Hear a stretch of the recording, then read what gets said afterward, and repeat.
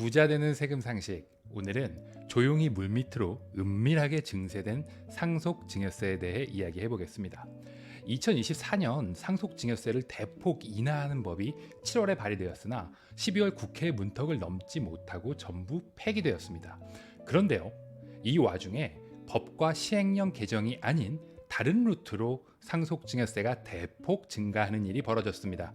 이게 무엇일까요? 우선 국세청의 부동산 감정평가 사업이라는 것을 아셔야 합니다. 꼬마 빌딩같이 시가를 파악하기 어려운 부동산을 부모가 자녀에게 증여할 때 통상은 낮은 기준시가를 이용해서 신고합니다. 이렇게 신고한 걸 국세청이 사후에 기준시가가 너무 낮아 하면서 국가 예산으로 감정평가를 의뢰해서 높은 감정금액으로 다시 과세하는 것을 국세청의 부동산 감정평가 사업이라고 하고 2019년 2월부터 시행되어 오고 있습니다. 그러나 이 법의 문제가 납세자가 이미 신고한 증여세가 사후에 국세청의 자의적 판단으로 감정평가돼서 다시 과세한다니까 당연히 납세자 입장에서 납득하기 어려워서 많은 다툼의 원인이 되었습니다. 그런데요, 이번에 이 감정평가 사업이 대폭 확대되게 되었습니다. 크게 세 가지에서 대폭 확대됐는데요. 첫 번째로 이 감정평가 사업에 대한 예산이 45억에서 무려 96억으로 2배 이상 증가하게 되었습니다. 예산 대비 조세 수입이 굉장히 크니까 예산을 대폭 증가시킨 것으로 보입니다. 이는 이 같은 감정평가를 더 자주 하겠다는 의미겠죠.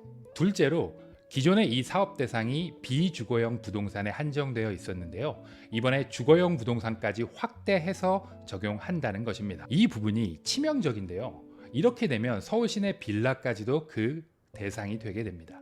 즉, 서울 시내 빌라를 부모가 자녀에게 증여할 때 기존에는 기준시가로 증여세가 부과되었는데 바뀐 규정에 따르면 이것도 감정평가 금액으로 높은 증여세로 다시 과세할 수 있게 되었다는 말입니다. 이로써 올해는 이 감정평가 사업을 폭넓게 진행하겠다는 말이 되겠네요.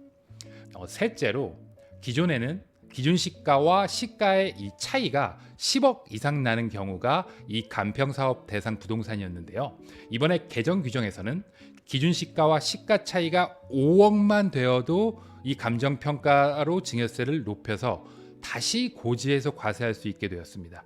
기준시가랑 시가가 5억 이상 차이 나는 부동산은 아시다시피 굉장히 많을 텐데요. 이번 개정으로 사업 대상이 되는 부동산이 대폭 확대되게 되었습니다. 즉, 더 촘촘하게 과세한다는 의미입니다. 위 세 가지에서 알 수 있듯이 첫째, 더 자주, 둘째, 더 폭넓게, 셋째, 더 촘촘하게 과세하겠다는 의미입니다. 그냥 이렇게만 말씀드리면요, 그래서 얼마나 오르는지 체감이 안 되실 겁니다. 그래서 실제 숫자로 예시를 들어 말씀드려 보겠습니다.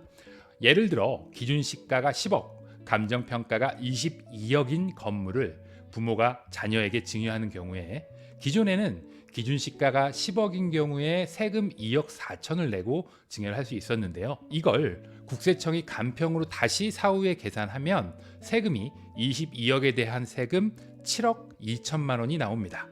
즉, 같은 물건인데 세금이 2억 4천에서 7억 2천으로 무려 3배가 증가가 된다니요.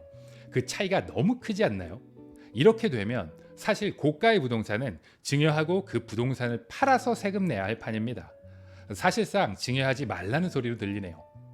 이렇게 중요한 영향을 미치는 규정을 법과 시행령이 아닌 국세청 내부 업무 처리 지침인 사무처리 규정을 통해 개정했습니다. 상속증여세를 낮춰주자는 개정법은 전부 국회에서 폐기되고 상증세를 대폭 인상하는 사무처리 규정만 개정이 되었네요. 이런 중요한 사항을 법과 시행령이 아닌 사무처리 규정이라는 내부 지침 개정만으로 실행을 한다는 것은 다소 무리한 개정이 아닌가 하는 생각이 듭니다. 여러분의 생각은 어떠신가요? 여기까지 싱크텍스였습니다. 구독과 좋아요 하시면 새해에 대운이 들어오실 겁니다. 감사합니다. 새해 복 많이 받으세요.